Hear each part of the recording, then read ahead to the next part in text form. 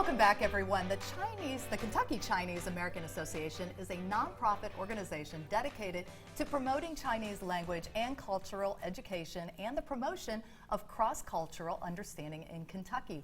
On January 26th, the annual Chinese New Year celebration will be commemorated.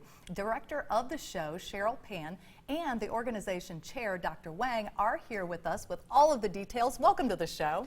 Thank you. Glad to have you on today. I'm glad to be here. Well, and you look just stunning in your dress, by the way. Yes, that's the Chinese costume. And for the new year. Okay. And of course, we wear this one for performance on the stage in the Opera House this Sunday evening. Okay, so tell us about the organization itself. Well, Kentucky Chinese American Association has been in place for about 15 years. And so we really get into the big celebrations, as much time as we can dedicate to. So we have the Moon Festival in September and the Chinese New Year celebration in end of January or February. Just as he mentioned, you never know which day is going to fall. Every I was going to ask about that because every year I've always wanted to know this as a kid. I always saw Chinese New Year usually in February, like Chinese New Year. Ours is of course January 1st. But like, why is Chinese New Year different every single year? It follows the lunar calendar, so they don't always overlap with the common calendar we use. So usually I say till the end of January up to the middle of February. Next year is going to be quite different. So we're going to have to juggle a schedule every year for that. Gotcha. Gotcha. I like y'all's customs better because y'all always switch it up. I like something new every year. Oh, well, there you go. Well, come on to join us this week. Absolutely. And okay, so let's talk about what folks can expect at the celebration. We focus the music, Chinese music, Chinese the dance, and Chinese the traditional culture. So like this year, we have the line dance. We have the line family of lines with really? the 6 or 7 together is a lot of the fun. Line for the dancing, line dances. like the country, like country music line dancing, but with a different type of music. Different line dance.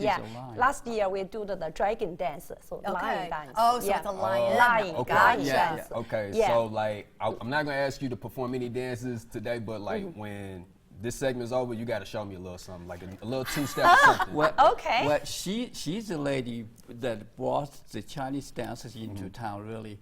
She has been with the Kentucky Arts Council Performing Arts Directory, and she's the one doing a lot of the dances and stuff, has been directing the show for the past 15 years. Wow. How many participants do you have in the show?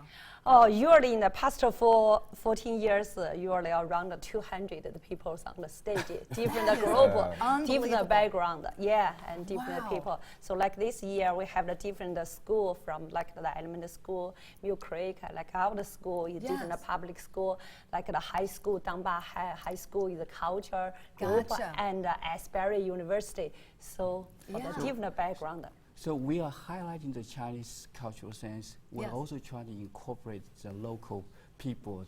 The students has been involved in studying Chinese culture, and we try to incorporate some of their acts into it. Gotcha. So like, personal question for each of you, how important is it for Chinese New Year?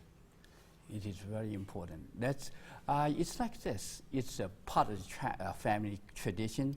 So we want this time of the year, you don't have a celebration, you don't feel right. So we celebrate like that we get the good luck. So that's why we wear the red one is good luck, and the green one like the rich. Get some money, get the hongbao, something like that. So it's very important for the Chinese family, even in the Asian families. A lot of Asian communities and people want to, the kids can carry on the tradition as well. So that's very important. Do men wear those? Most of the people like this one wear the red one in Chinese. But no, I'm saying, can men wear them? We have some costume for you. If you join us on the stage. I was talking about. You go there. He's wearing your outfit. Hey, I'll rock it on any day of the week. Try me.